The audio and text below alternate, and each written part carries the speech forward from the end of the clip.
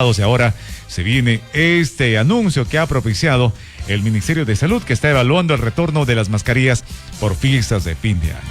La implicancia en la salud pública tiene que ver básicamente con la preocupación no solamente de las autoridades y medios de comunicación, sino de profesionales que se ponen al servicio del país. Para ello, amables oyentes, Radio Televisión Latina del Perú presenta nuestro invitado de esta hora.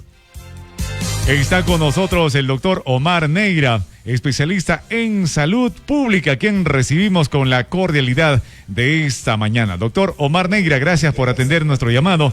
Muchísimas gracias. Bienvenido a Radio Televisión Latina del Perú. Juan Manuel, muchas gracias a ti, gracias por la invitación, un placer de conversar contigo.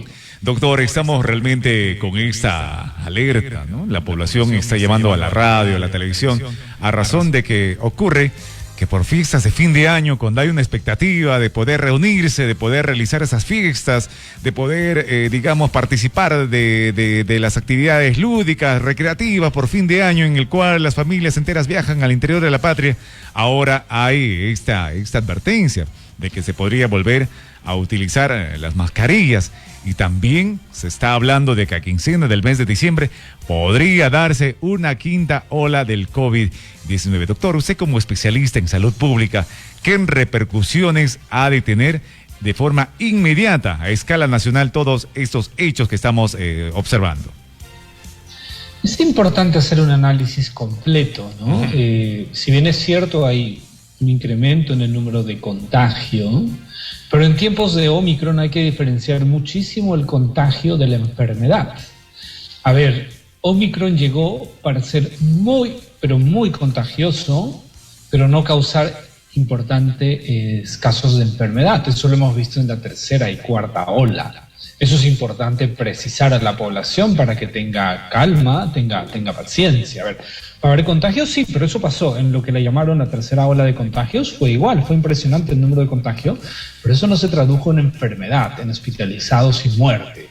Y parece ser que también los datos nos muestran que estas, no solo ahora habrá una quinta, sexta, séptima, octava, y así vamos a convivir en los próximos años con SARS-CoV-2, y Omicron, la variante hoy día predominante. Mientras eso no cambie, hoy hay mucho contagio, pero no se traduce en ninguna enfermedad importante. Por lo tanto, tú hablabas de salud mental, por ejemplo.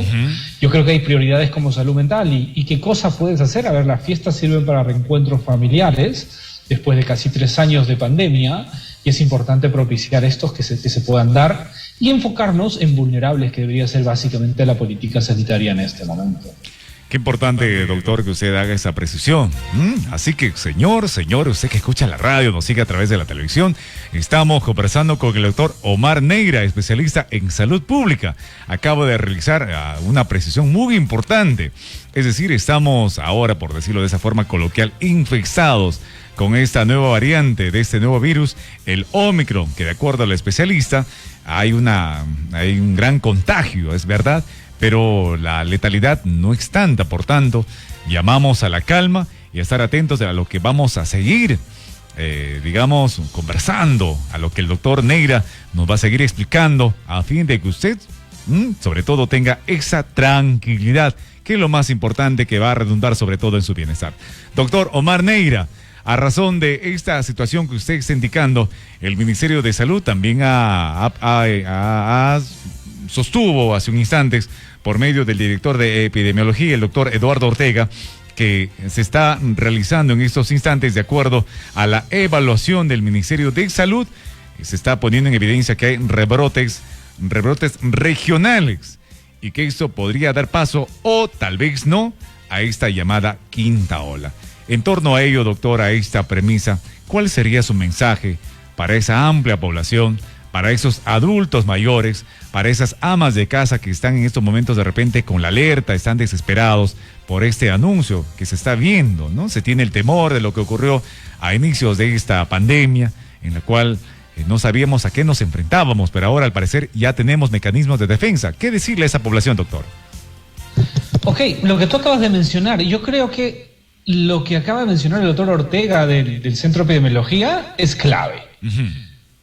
Hoy hay rebrotes regionales y eso no asegura que sí o no se presente una quinta ola. Lo acabas tú de mencionar, yo no lo había escuchado, pero lo estoy escuchando de parte tuya.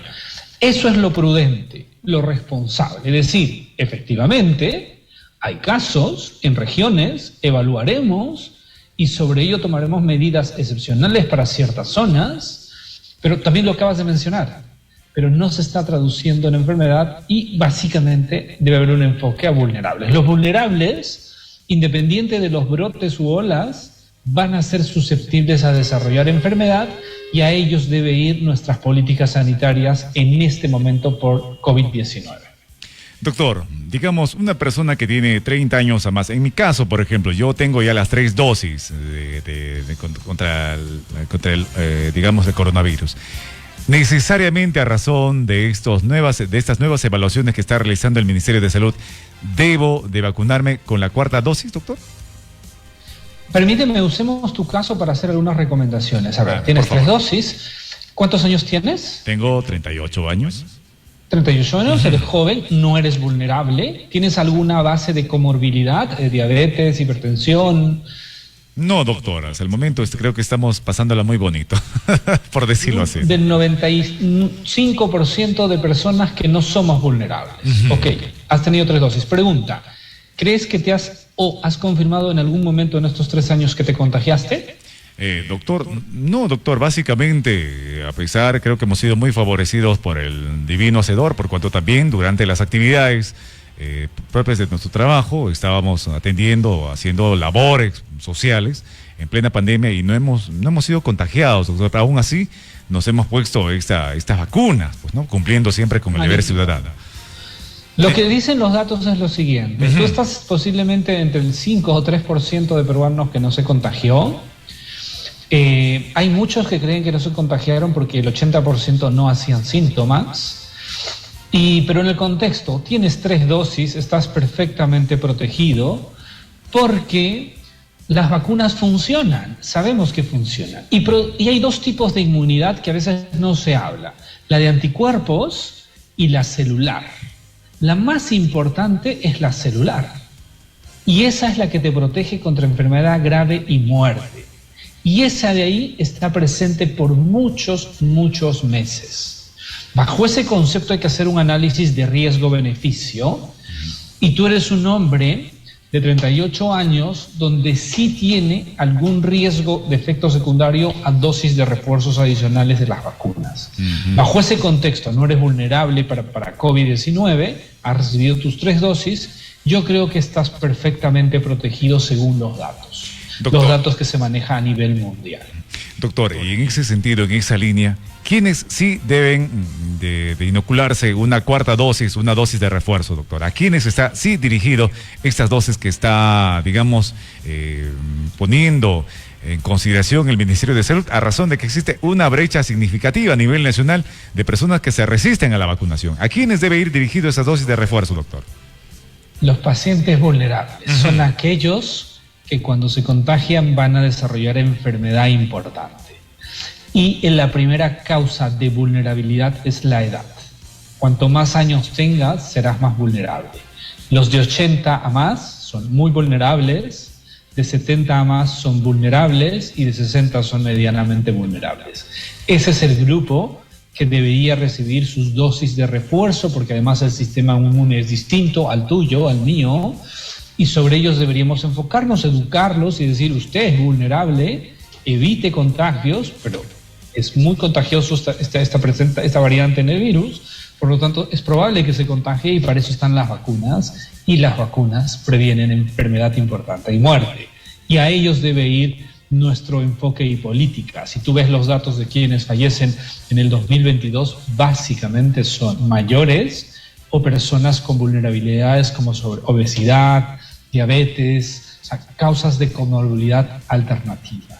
Los demás no están desarrollando enfermedad importante.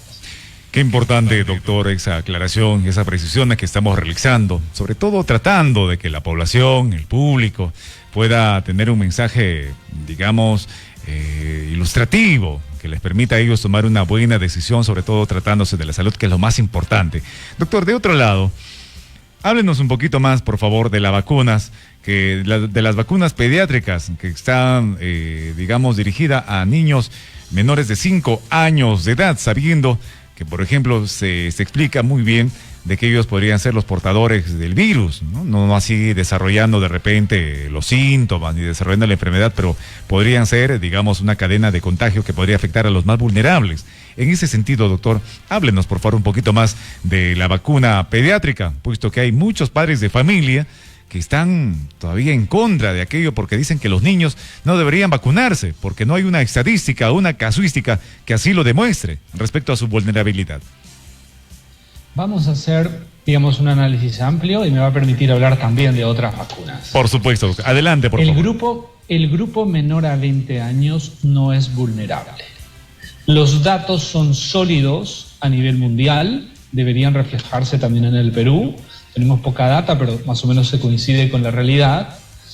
El 99.9997% de niños o jóvenes de menores de 20 que se contagian no desarrollan enfermedad importante. Aquellos niños que se contagiaron y desarrollaron enfermedad o fallecieron, prácticamente todos tenían alguna comorbilidad importante. Esos son los datos sólidos, publicados, casi consensuados en la comunidad científica. Entonces, menores de 5 es una población, salvo sea vulnerable, y cuando un niño es vulnerable lo sabe su médico, lo sabe su papá, pero el 99% no son vulnerables, entonces no requerirían, por una razón, si no enferman y la vacuna previene enfermedad, se deja recomendación del médico o de la familia. Entonces tú hablabas de que van a ser vectores. Las vacunas no detienen, no previenen contagio, no están hechas para eso. O sea, se vacunen o no se vacunen, van a ser vectores. Y entonces ahí se hace el análisis de riesgo-beneficio. Primero, necesitan la vacuna y esa es una respuesta que tiene que dar el pediatra para el niño y decir, él no es vulnerable. ¿Es vulnerable o no? La mayoría no lo son.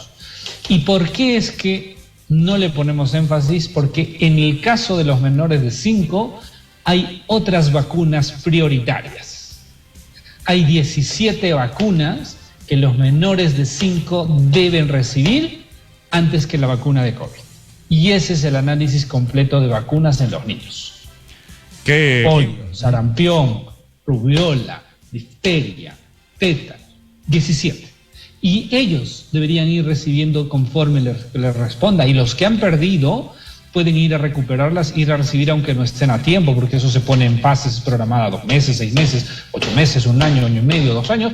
Si lo perdió, porque es probable que lo perdieron la mayoría de niños del Perú porque no funcionó el programa de vacunas, vaya a su centro de vacunación y reciba esas 17 vacunas. Son más importantes en este momento que la de la COVID-19 para ese grupo. No es vulnerable. Qué importante, doctor, por la aclaración. Muchísimas gracias. Mire usted, acaba de dar una luz muy importante en medio de este sinuoso camino, doctor, respecto a estas vacunas pediátricas. Entonces, de acuerdo a lo que usted está indicando, recomendando, que eso se deja evidentemente, digamos, al criterio del médico pediatra que pueda revisar algún tipo de comorbilidad del menor de edad de 5 años. En ese sentido, doctor, lo más recomendable antes de poder aplicar a los menores de 5 años la vacuna pediátrica contra COVID-19 es recomendable que cumplan su esquema de vacunación con las 17 vacunas que tienen, ¿no? Tienen una cartilla los padres de familia para que hagan los controles correspondientes. Doctor, estamos tan agradecidos con usted porque realmente nos permite darle los paños fríos a esta situación tórrida en la cual está comenzando a alarmarse a la población a través no solamente de los medios de comunicación, ¿no? También a través de mucha gente que de repente está saliendo a versar estos aspectos por parte incluso del propio gobierno. Doctor, de repente sus palabras, sus recomendaciones, doctor, para el público, para la población, a razón de estas circunstancias que estamos comentando, doctor. Que las personas que nos ven y nos escuchan puedan confiar en la ciencia. ¿Qué nos dice la ciencia en este momento? Que este virus es muy contagioso, pero no es letal. Es letal para los que son vulnerables y ahí las vacunas funcionan. Si su médico o usted cree que es vulnerable, acuda por sus dosis de refuerzo que les serán importantes. Si usted no es vulnerable, asegure la salud de otras enfermedades, incluida la de salud mental, que es prioritaria en este momento, y vienen fiestas y desarrolle en perfecta paz y unión.